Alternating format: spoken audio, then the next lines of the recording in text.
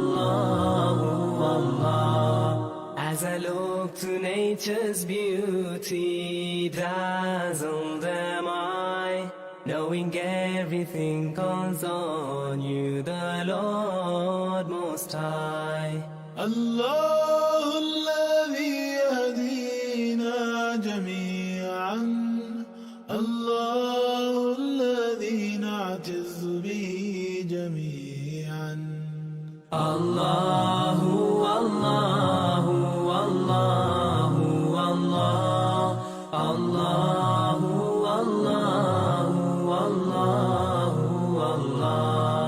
الله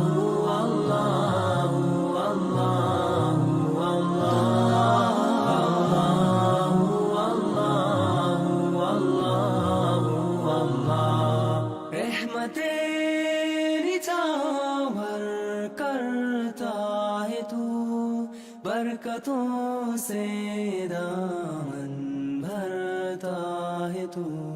Wer ist der Mächtigste und der Barmherzigste?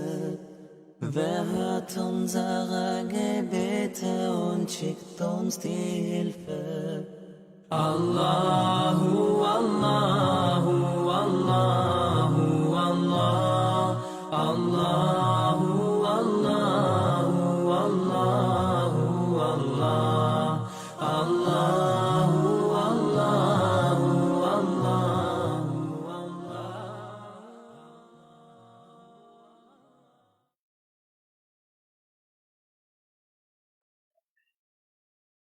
Assalamualaikum warahmatullahi wabarakatuh. Alhamdulillahilladzi asra bi'abdihi laylan minal masjidil haram ilal masjidil aqsa wa 'araja bihi ila as-samatil 'ula liyuriyahu min ayatihil kubra.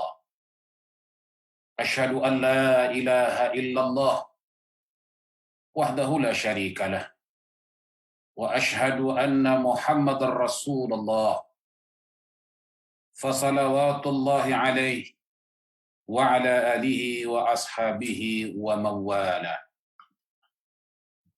Saudara-saudara kaum muslimin, para penonton di mana juga kalian berada, pada kesempatan ini marilah sama-sama kita merafakkan setinggi-tinggi kesyukuran kita kepada Allah Subhanahu wa taala, di mana kita masih lagi diberi peluang hidup oleh Allah hingga sampai pada saat ini. Mudah-mudahan kehidupan kita saat ini lebih baik daripada yang sebelumnya. Dan juga pada masa yang sama, marilah peluang yang ada ini kita gunakan untuk terus menambahkan lagi keimanan dan ketakwaan kita kepada Allah Subhanahu wa taala. Agar peluang-peluang yang ada ini tidak tersia-sia secara percuma tanpa mendatangkan apa-apa kebaikan dalam kehidupan kita. Ketahuilah bahwa sesungguhnya hari ini kita lebih tua daripada semalam, dan besok pula kita adalah lebih tua daripada hari ini. Artinya apa? Kita semakin ke depan semakin tua, semakin ke depan semakin tua. Dalam arti kata yang lain, semakin ke depan kita semakin mendekati hari kematian kita. Justru itu sebelum kita dipanggil oleh Allah Subhanahu wa taala, marilah kita gunakan saki baki umur yang ada ini untuk kita menambahkan lagi bekalan-bekalan yang kita bawa bersama menghadap Allah Subhanahu wa taala insyaallah.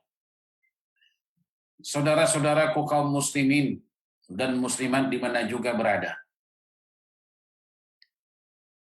Manakala berada pada bulan Rajab, kita umat Islam diingatkan dengan satu peristiwa yang agung, peristiwa yang menakjubkan, yang berlaku ke atas diri kita, di Nabi kita Muhammad sallallahu alaihi wasallam, yang dikenali dengan peristiwa Isra dan Mi'rajnya baginda sallallahu alaihi wasallam. Peristiwa Isra dan Mi'raj mengikut pendapat jumhur ulama terjadinya pada 27 Rajab tahun yang ke-12 kenabian sallallahu alaihi wasallam bersamaan dengan 622 Masehi. Tapi perlu kita garis bawahi bahwa peristiwa Isra dan Mi'raj ini para ulama berbeda pendapat mereka. Cuman yang jumhur, yang kebanyakan berpendapat tepatnya Isra Mi'raj tersebut pada 27 Rajab tahun 12 kenabian bersebenaraan dengan 622 Masehi. Dan kalau kita ikut standar 622 Masehi berlakunya Isra Mi'raj dan lalu, yang mana sekarang ini kita berada pada tahun 2021 Masehi.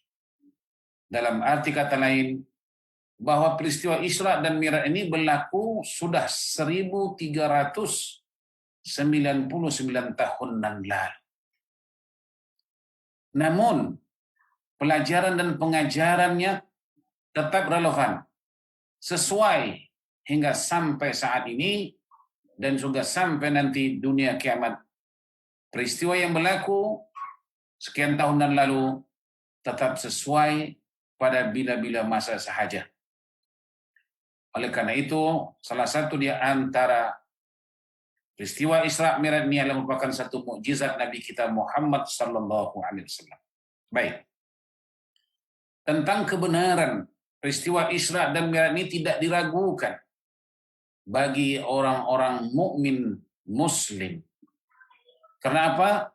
Karena ia telah disebutkan oleh Allah dalam Al-Quran. Surah Al-Isra ayat yang pertama. Di sana Allah Subhanahu wa taala berfirman, Subhanalladzi asra bi'abdihi lailan minal masjidil harami ilal masjidil aqsa alladzi barakna hawlahu linuriyahu min ayatina innahu huwas samiul basir. Inilah dalilnya melalui firman Allah Subhanahu wa taala tentang kebenaran hakikat Isra dan Mi'raj tersebut. Dengan jelas Allah Subhanahu wa taala telah mempertaruhkan kesuciannya dengan sebutan kalimat Subhanalladzi. Maha suci Allah.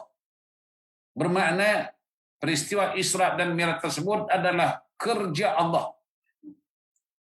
Kekuasaan Allah, kehendak Allah, tanpa ada kuasa-kuasa lain, tanpa ada kehendak yang lain. Melainkan ini semata-mata kehendak Allah, kekuasaan Allah.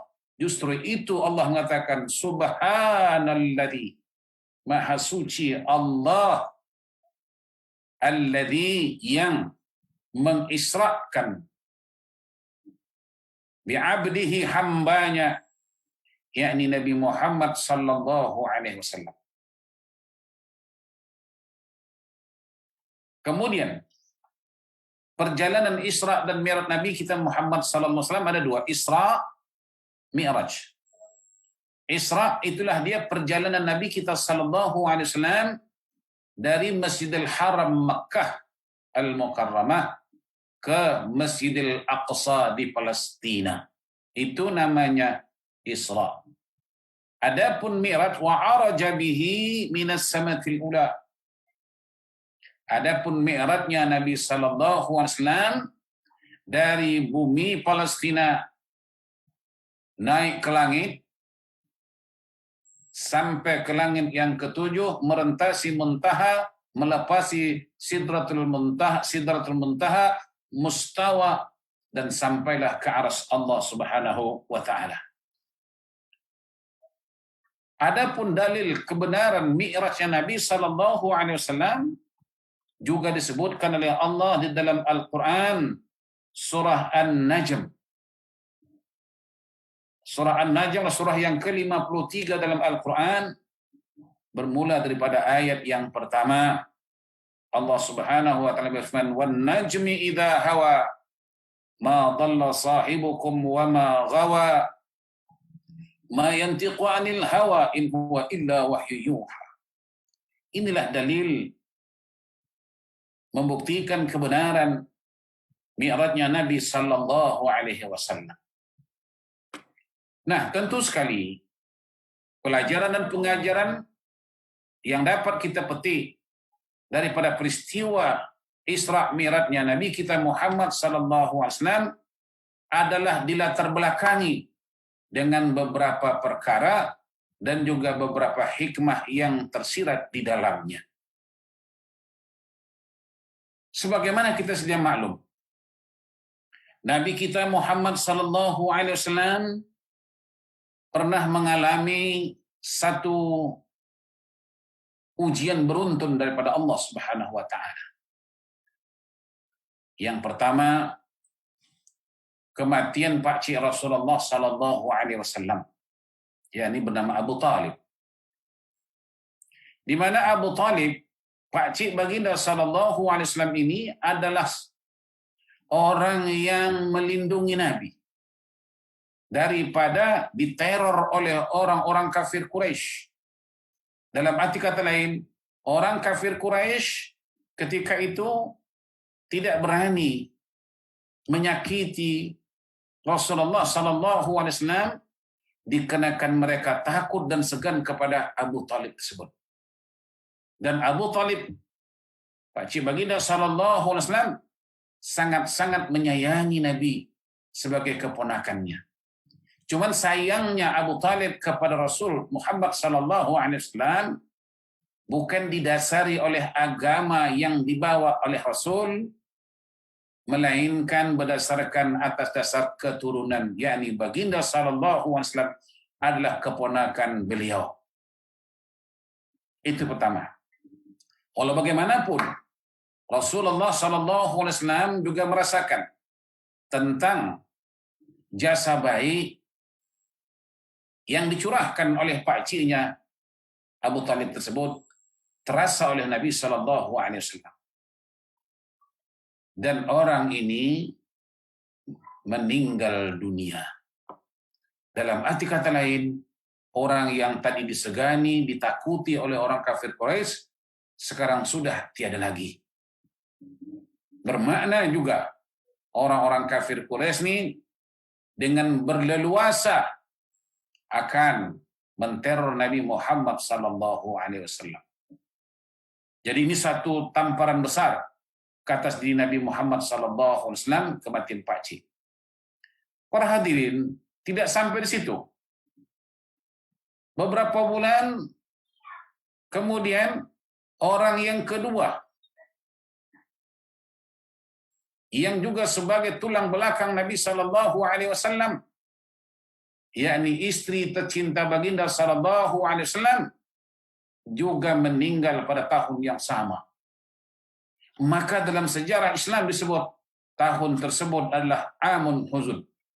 Maknanya tahun yang penuh dengan duka cita. Ini salah satu di antara perkara yang membelakangi peristiwa Isra dan Mi'raj tersebut. Jadi tahun tersebut tahun yang duka cita, di mana Nabi kita sallallahu alaihi wasallam mendapat ujian Allah secara beruntun. Kematian pakciknya tadi, kemudian diiringi pula dengan kematian istri yang tercinta, di mana kedua-dua insan ini adalah orang kuat Nabi sallallahu alaihi wasallam dalam rangka menyampaikan dakwah Islamiyah. Saudara sekalian, walaupun Nabi kita Muhammad sallallahu alaihi wasallam dalam suasana penuh kedukaan, penuh kesedihan, namun Nabi sallallahu alaihi wasallam tidak mundur, tidak hilang semangat dalam rangka menyampaikan dakwah Islamiyah. Justru pada tahun tersebut juga Nabi berusaha menyampaikan dakwah risalah kepada penduduk-penduduk Taif waktu itu. Bayangkan para hadirin sekalian, Rasulullah di Mekah nak menyampaikan dakwah Islamiyah ke Taif. Itu perjalanan dalam jarak 75 mil. Nabi pergi ke sana untuk menyampaikan dakwah Islamiyah dengan tujuan hendak menyelamatkan mereka, nak membawa mereka ke syurga Allah Subhanahu wa taala. Tetapi para hadirin sekalian, kedatangan Rasulullah sallallahu alaihi wasallam ke Taif tersebut dengan tujuan murni, dengan niat yang ikhlas untuk mengajak mereka, menyelamatkan mereka daripada neraka Allah. Nabi tidak disambut dengan karpet merah, tidak disambut dengan pukulan kompang dan seterusnya sebagainya. Melainkan Nabi kita Muhammad sallallahu alaihi wasallam sampai di Taif disakiti oleh penduduk Taif melalui kejahatan-kejahatan yang mereka memang sudah merekayasa kejahatan tersebut, yakni mengerahkan budak-budak yang nakal, orang-orang yang degil di situ untuk menyakiti Rasulullah sallallahu alaihi wasallam. Artinya mereka tidak menerima kedatangan Nabi yang tadi membawa dakwah Islamiyah. Kalau tadi saya katakan, usahakan Nabi itu diterima dengan hamparan permendadi merah, tapi darah Nabi yang bercucuran. Bukan permendadi merah, tapi bercucuran darah. Akibat disakiti, dilempar. Di situ dalam kata lain, Nabi kita sallallahu alaihi wasallam tidak disakiti oleh mereka dengan ucapan, dengan kata-kata yang kesat. Istilahnya dengan maki hamun. Malah Nabi itu disakiti, fisik Nabi dilempari mereka dengan batu-batu itu. Sehingga disebutkan tubuh Rasulullah sallallahu alaihi wasallam berlumuran darah. Kasut yang dipakai Nabi itu penuh dengan darah. Nabi tidak hanya sekedar sakit, malah sampai kepada peringkat pingsan.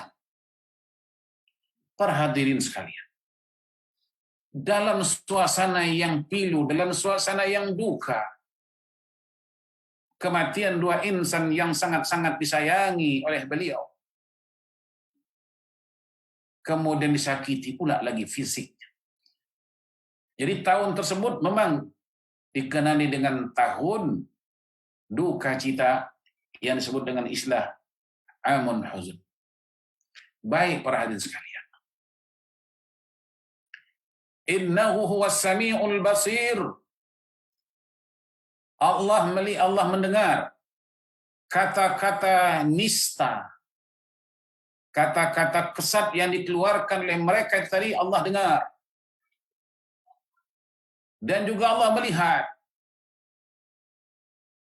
Maka dengan demikian Allah Subhanahu wa taala nak membuktikan kasihnya, cintanya kepada Rasulullah sallallahu alaihi wasallam. Maka peristiwa Isra Mi'raj itu mengandungi hikmah namanya tasliyah. Tasliyah ini artinya apa? Menghibur Nabi sallallahu alaihi wasallam. Jadi Nabi kita Muhammad sallallahu alaihi wasallam dihibur oleh Allah di atas kedukaannya melalui apa? Melalui peristiwa Isra dan Mi'raj. Nah, Isra minal Masjidil Harami ilal Masjidil Aqsa. Ini juga satu pengajaran kepada kita. Kita juga sekarang ini berada pada Amun Huzn, tahun berduka cita. Karena kita telah dilanda oleh COVID-19. Tahun 20 dan lalu, sampailah sekarang ini kita masih lagi berada pada suasana yang belum nyaman sebenarnya. Kita berada pada tahun Amun Huzn, tahun duka cita juga. Oleh karena itu, mari kita mengambil pelajaran daripada peristiwa Isra dan Mi'rajnya Nabi Muhammad SAW. Apa dia? Kedukaan kita, kegundahan kita. Tidak boleh kita jadikan itu sebagai penghambat, penghalang dalam kita mencapai cita-cita murni kita. Justru hendaklah kita hilangkan kedukacitaan kita, kesedihan dan kepiluan kita. Dengan cara apa? Dengan cara kita Isra. Kemana? Ke masjid. Masjid inilah tempat kita mengadu kepada Allah. Oleh karena itu perjalanan Nabi itu minal masjid ilal masjid. Dalam arti kata, masjid adalah tempat kita berhibur dengan Allah Subhanahu wa taala. Maka mulai sekarang dan seterusnya, mari kita terus memakmurkan rumah Allah, meminta kepada Allah agar kedukaan kegundahan kita dilanda COVID ini, insya Allah akan terhibur. Di samping kita mengikuti peraturan-peraturan yang disebut dengan SOP, ya, menjaga jarak, tetapi pada masa yang sama juga, sekarang sudah ada injection, ikuti semua itu. Tapi tambahkan lagi apa dia? Berobat kita dengan Allah Subhanahu wa taala. Dengan cara apa? Aktifkan, giatkan kita berkunjung ke rumah Allah, minal masjid ilal masjid. Nah, sekarang ini tempat nak pergi ke masjid melalui booking. Minggu ini kita dapat salat di masjid ini, alhamdulillah. Minggu depan atau 2 minggu ke depan dapat pula ke masjid yang lain, alhamdulillah. Bagus. Kalau dulu mungkin kita sebelum ada COVID ini masjid itu aja. Orang Woodland contohnya mungkin dia hanya pergi ke masjid An-Nur, masjid Yusuf Ishaq. Tapi dengan adanya COVID ini, orang Woodland boleh pergi salat ke masjid Istiqamah. Orang yang berada di kawasan Istiqamah, Hogang, ya, dia boleh pergi pula ke tempat yang lain. Ini juga termasuk Isra. Di mana kita dapat ini? Dengan adanya ujian Allah yang juga kita sama menghadapi atau merasakan amul huzun, tahun yang penuh dengan duka cita. Itulah tujuan dari minal masjid ilal masjid. Kalau tidak, kenapa perlunya Rasulullah itu daripada Masjidil Haram pergi ke Masjidil Aqsa, baru langsung pergi Mi'raj? Bisa saja kalau Allah berkehendak daripada Masjidil Haram Makkah langsung saja Mi'raj, tak payah pergi nak ke Palestin. Tetapi tentu itu ada hikmah dan pelajaran di dalamnya. Dalam arti kata lain, masjid adalah tempat kita mengobatkan rohaniyah kita. Oleh karena itu betul-betul masjid ini kita jadikan tempat untuk ibadah kepada Allah. Jangan salah penggunaan masjid ini. Itu satu. Manakala masjid itu merupakan tempat kita mengadu, mengeluh kepada Allah Subhanahu wa taala, tempat kita rukuk dan sujud kepada Allah, bermakna ini tempat perlu senantiasa kita perbaharui. Kita makmurkan, innama ya'muru masajidallah. Sesungguhnya mereka yang memakmurkan rumah-rumah Allah ini masjid. Ulama mengatakan memakmurkan masjid ini ada dua. Makmur dari segi hissiyahnya. Kemudian yang kedua makmur dari segi maknawiyah. Makmur dari segi hissiyahnya apa? Kebersihan, kecantikan masjid itu hendaklah senantiasa terjaga. Yang ini di Singapura sudah terlaksana. Masjid-masjid kita di Singapura alhamdulillah megah, indah, luar dan dalam. Nah, ini makmur dari segi hissiyah. Ini kebanggaan kita. Di mana maknanya kita warga negara Singapura berhasil memakmurkan masjid dari segi hissiyahnya, fisik bangunan itu sendiri. Bersih, karpetnya bagus, baunya wangi, tandasnya bersih, memang ini.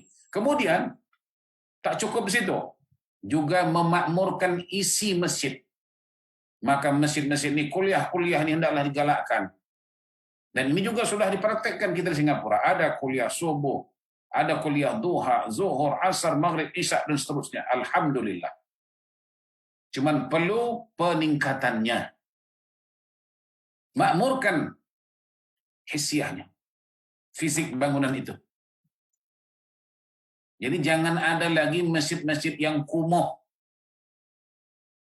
Tunjukkan masjid itu memang makmurnya, apanya, di segi hissiyahnya memang cantik, memang bagus, memang bersih.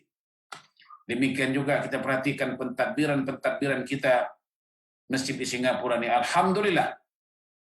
Nanti mungkin kalau kita bercakap keterlaluan ya, di mana masjid Singapura ini memang terjaga.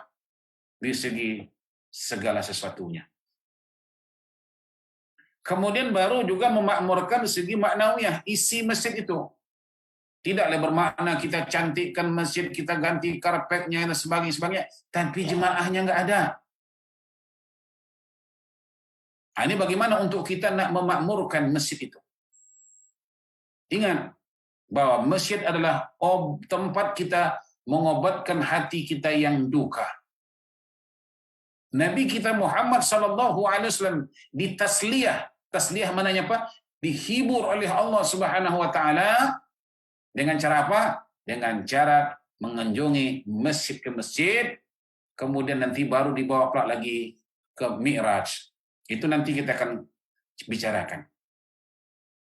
Jadi tasliyah, menghibur Nabi sallallahu alaihi wasallam. Ini disebut tadi bahwa Nabi kita sallallahu alaihi wasallam mendapat musibah beruntun menimpa Nabi sehingga tahun itu disebut dengan Amul Huzun, tahun kelabu istilahnya. Kemangkatan dua insan tadi sudah saya sebutkan. Oleh karena itu kedukaan Nabi, kesedihan Nabi dapat terobat sebab berhibur dengan Allah. Ini ingat.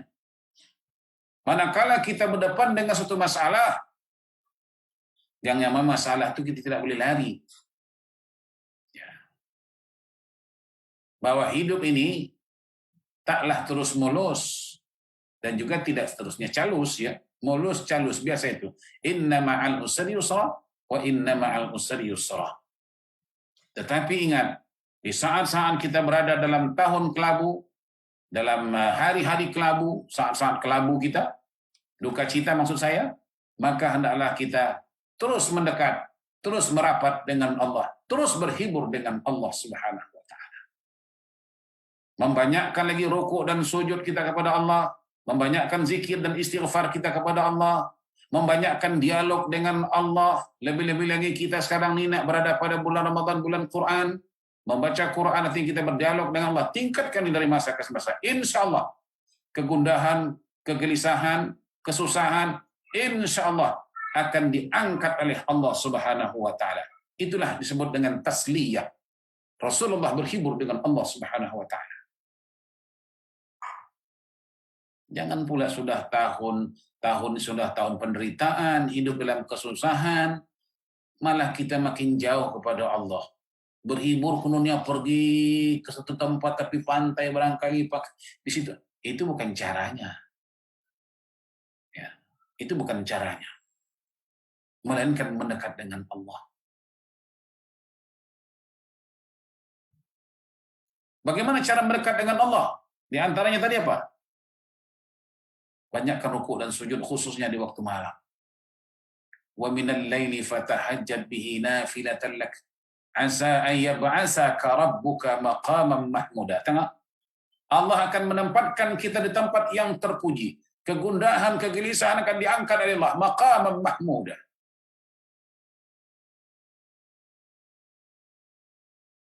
Berhiburlah dengan Allah. Kemudian apa lagi? Rasulullah sallallahu alaihi wasallam di Isra dan di Mi'raj oleh Allah Subhanahu wa taala itu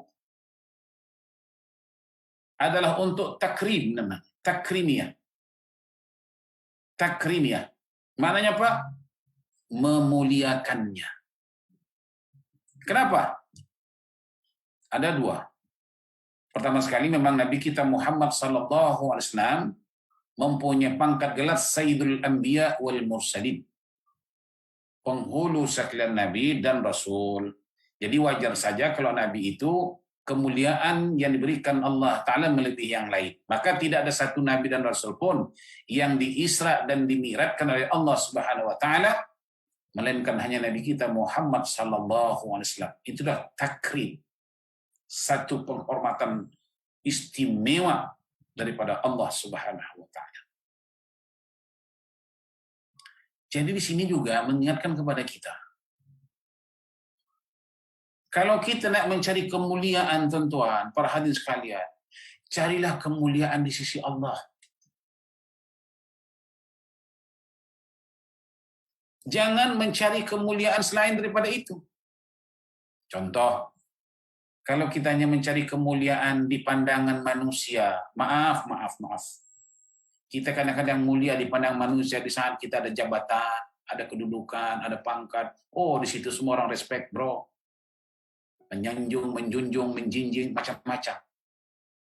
Tapi bagaimana sudah habis kita punya kekuatan, power kita sudah tak ada, pangkat pun sudah tak ada, gaji pun dah tak sepertinya, tubuh badan pun sudah mulai lusuh. Siapa lagi nak hormat kita? Maaf, usahakan kadang-kadang orang di luar sana, kadang-kadang anak istri kita pun belum tentu lagi hormat kepada kita. Kalau sudah kencing manis, terkencing sana, terkencing sini, kedudukan tak ada lagi, duit pun tak segitu lagi. Artinya tak ada sesuatu pun yang orang pandang kepada kita lagi. Habis sampai di situlah. Perhatian sekalian. Lain halnya kalau kita dimuliakan oleh Allah Subhanahu wa taala. Sampai mati kita, terkubur jasad kita, sudah hancur tulang belulang kita, namun tetap lagi dihormati oleh manusia. Sebab kita mencari kehormatan di sisi Allah Subhanahu wa taala. Tak usah jauh-jauh kita berfikir. Setiap hari, setiap saat tidak kering mulut orang mengatakan Imam Syafi'i, Imam Maliki, Imam Hambali, Imam Hanafi. Sudah berapa ratus tahun mereka berpulang ke rahmat Allah. Tetap dimuliakan oleh orang sebab beliau mencari kemuliaan di sisi Allah Subhanahu wa taala. Kalau mencari kemuliaan di depan manusia, karena manusia, apa jadinya Firaun? Coba cari di dunia, ada tak orang menamakan anak cucunya Firaun sebagai penghormatan kepada Firaun? Karena Firaun sudah tak ada, maka nama itu diambil orang untuk dijadikan nama anak cucu mereka. Ada. Khatam sampai di situ, tuan-tuan. Jadi takrim ni Rasulullah sallallahu alaihi wasallam dimuliakan oleh Allah Subhanahu wa taala melalui peristiwa melatar belakangi Isra dan Mi'raj. Tadi sudah kita sebutkan. Orang-orang Taif ketika itu memandang Nabi ini hina. Tak berarti Rasulullah dalam pandangan hidup mereka. Maka ketika itu seakan-akan Allah memberitahu, "Hai hamba-hambaku yang berada di Taif dan berada di dunia ini umumnya. Kalau kalian menghina, memperlekehkan Nabiku, kekasihku," kata Allah, kalian lihat, aku akan muliakan beliau. Dengan cara apa? Allah mengangkat martabat harkat Rasulullah. Tidak hanya setakat langit yang ketujuh, tapi sampai ke arsy Allah Subhanahu wa taala. Malaikat pun tak sampai ke sana. Malaikat Jibril pun tak sampai ke sana. Begitulah para hadirin kalau Allah menghormati. Carilah penghormatan di sisi Allah. Insya Allah yang lain pun akan menghormati kita. Tapi kalau manusia menghormati kita, Allah menghina kita. Baca juga sejarah bagaimana Abu Lahab dihina oleh Allah. Tabbat yada abi lahabin wa tabb. Ma aghna anhu maluhu wa ma kasab. Maknanya apa? Kalau kita sudah dihina oleh Allah Subhanahu wa taala, tidak ada cara, tidak ada jalan untuk kita nak dimuliakan. Walaupun kita punya uang. Ma'aghna, kata Allah. Kekayaan kamu tu tak boleh menebus kehinaanmu di sisiku, kata Allah.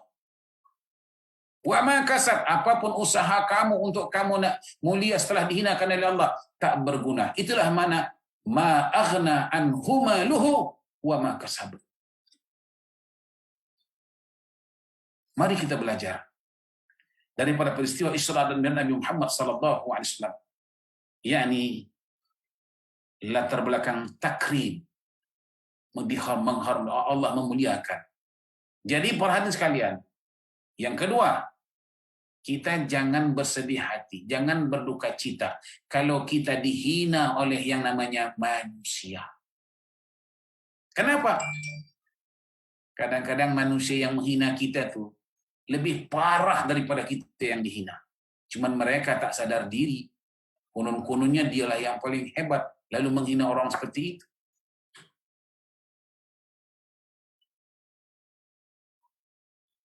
Man yahdillah fala mudilla lah. Barang siapa yang telah diberi petunjuk oleh Allah, tak siapa pun yang boleh menyesatkannya lagi. Barang siapa yang dimuliakan oleh Allah, tak satu pun siapa yang boleh menghinakannya lagi. Tetapi wa may yudlillah fala hadiyalah. Barang siapa yang disesatkan oleh Allah, barang siapa yang dihinakan oleh Allah, tak siapa lagi yang boleh memberikannya petunjuk, tak siapa lagi yang boleh memberikan kemuliaan. Berilah pangkat setinggi apapun, kalau dia menghina di sisi Allah, tetap hina selama-lamanya. Wa tu'izzu man tasha wa tudhillu man tasha biyadikal khair innaka ala kulli syai'in qadir. Nah, itu dia takrim. Kemudian apa lagi? Ada namanya ta'lim. Ta'lim ini maknanya apa? Allah Subhanahu wa taala menambahkan lagi ilmu, menambahkan lagi wawasan Nabi kita Muhammad sallallahu alaihi wasallam. Kalau istilahnya tadi Nabi dapat menguasai alam dunia, ya, alam bumi, tapi kali ini Allah tambahkan lagi ilmu Rasulullah dengan urusan alam di langit sana. Bukan lagi alam dunia, tapi alam di langit sana. Kemudian kita lihat ya, Nabi SAW ini ditambahkan lagi ilmu oleh Allah Subhanahu Wa Taala. Oleh karena itu Nabi Muhammad SAW Mi'raj, ini Mi'raj ya, dari satu langit pertama, langit kedua, ketiga, keempat, sampai ketujuh. Itu maknanya apa? Mengingatkan kepada kita bahwa hidup kita nih, ilmu kita mestilah dari masa ke semasa terus ditingkatkan dan ditingkatkan, upgrade namanya.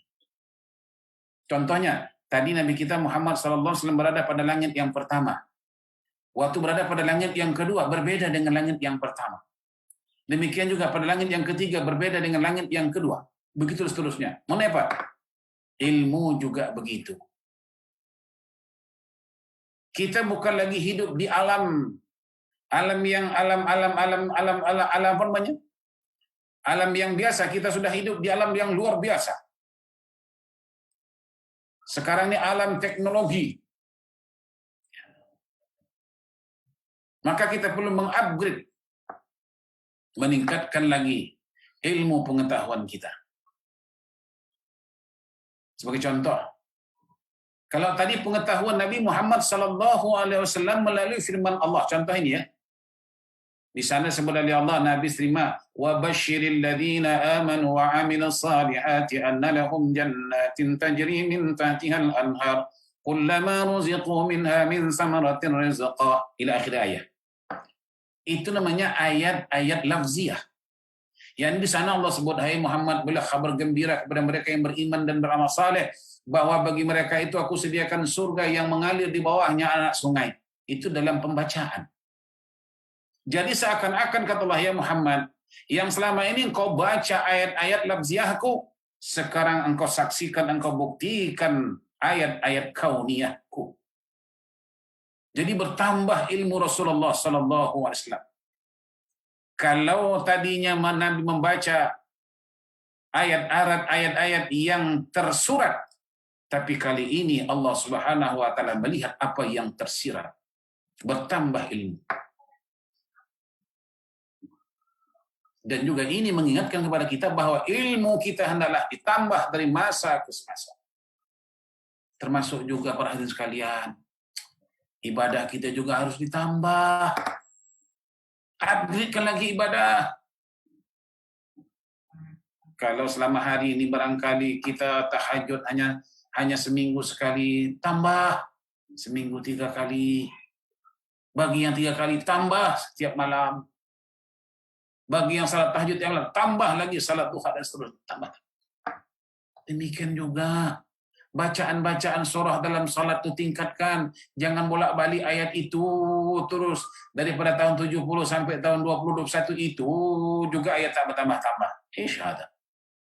Nabi kita ditingkatkan ilmunya oleh Allah, itu mengingatkan kepada kita bahwa ilmu adalah kita tingkatkan daripada masa ke semasa. Alhamdulillah tuan-tuan.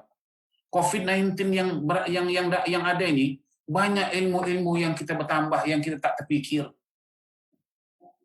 Oh, rupanya boleh salat Jumaat itu sebelum masuk waktu. Yang dulu kita tak pernah terbaca, tak pernah teringat.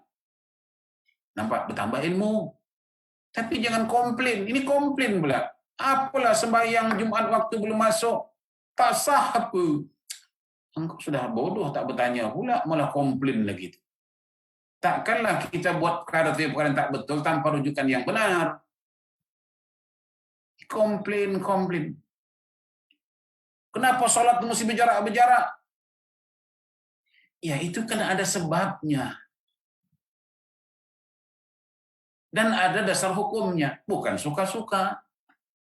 Lain kali tak tahu bertanya, jangan komplain cakap di belakang sana. Itu bukan caranya. Ini ilmu yang baru kita dapati. Ya, banyak kita dapati ilmu dalam adanya COVID ini, satu yang pembaharuan. Itu contoh-contoh yang mudah.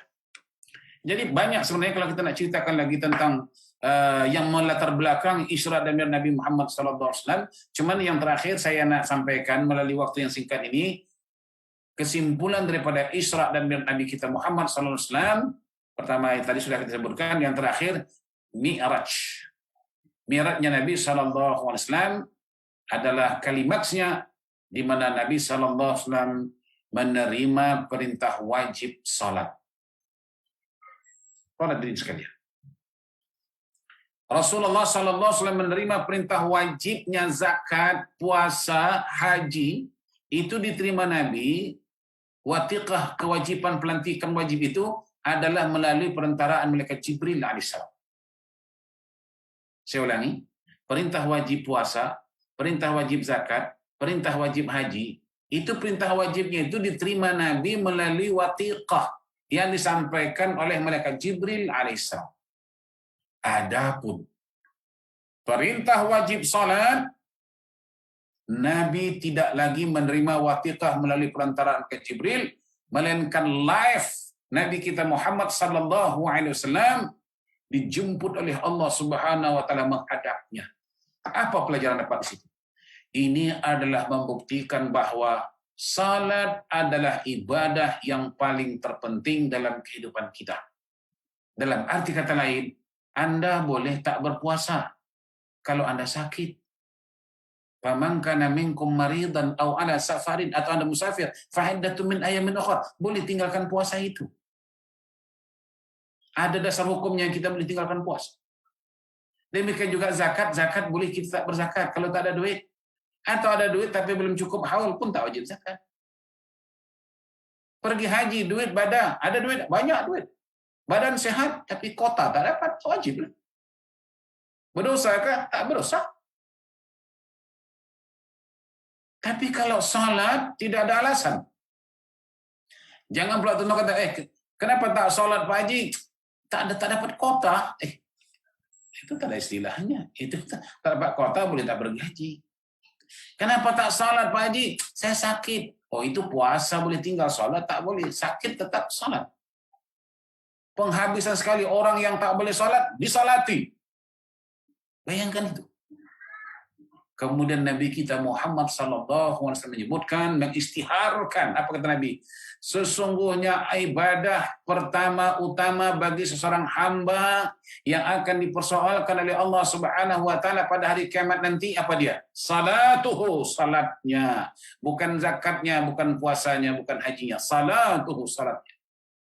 Idza qubila sa'iru amalih wa in ruddat sa'iru amalih. Jika mana keterusan ibadah salat engkau diterima, yang lain pun insyaAllah ikut diterima. Tetapi jika ternyata ibadah salat kamu ditolak oleh Allah, tak diterima oleh Allah, rudda sairu amalih, semua amal-amal yang pun ditolak oleh Allah, itu yang tak terima. Apa hal yang tak salat? Jadi jangan kita mudah meninggalkan salat ini. Meninggalkan salat artinya meninggalkan, memutuskan hubungan kepada Allah Subhanahu wa taala. Bagi mereka yang memutuskan hubungan kepada Allah,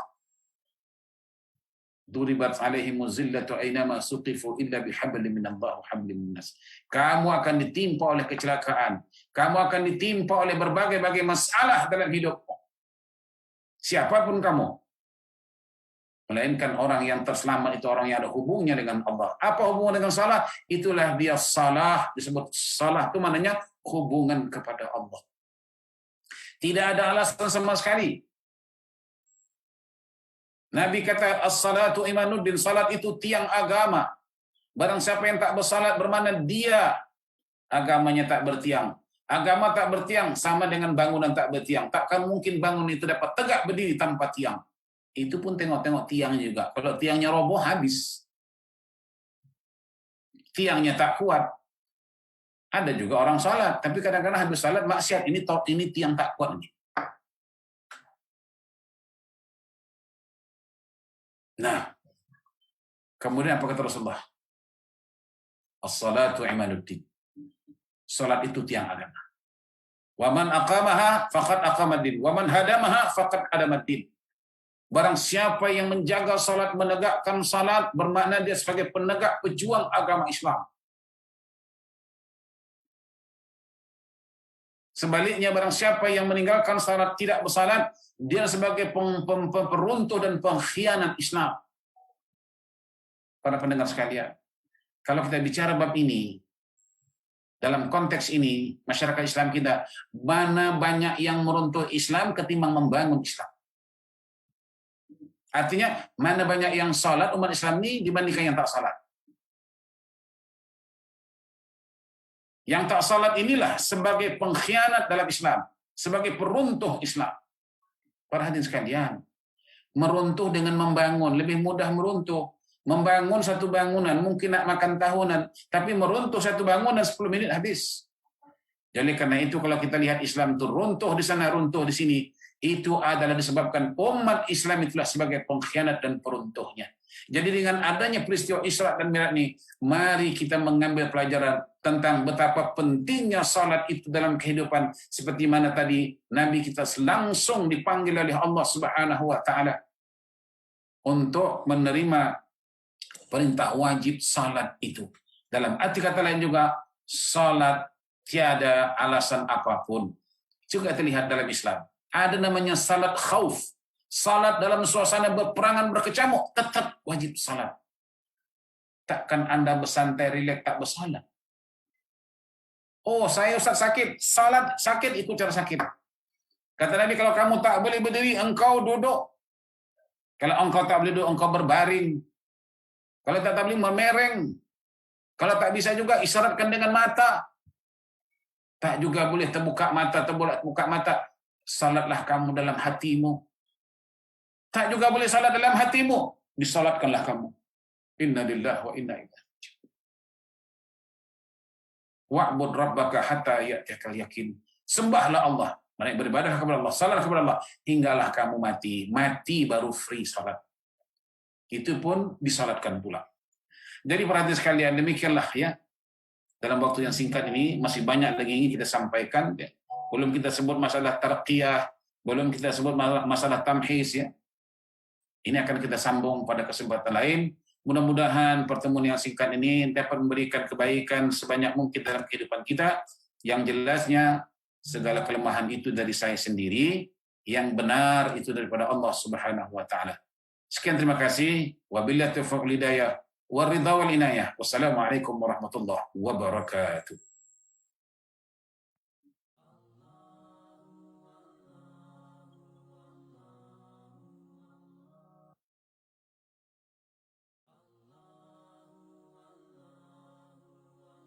Allah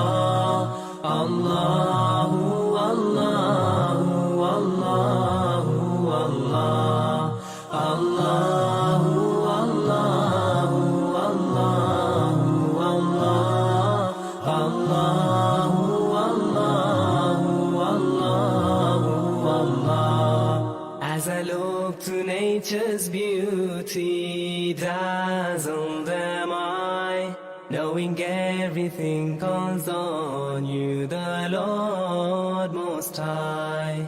الله الذي يهدينا جميعا، الله الذي نعتز به جميعا. Allah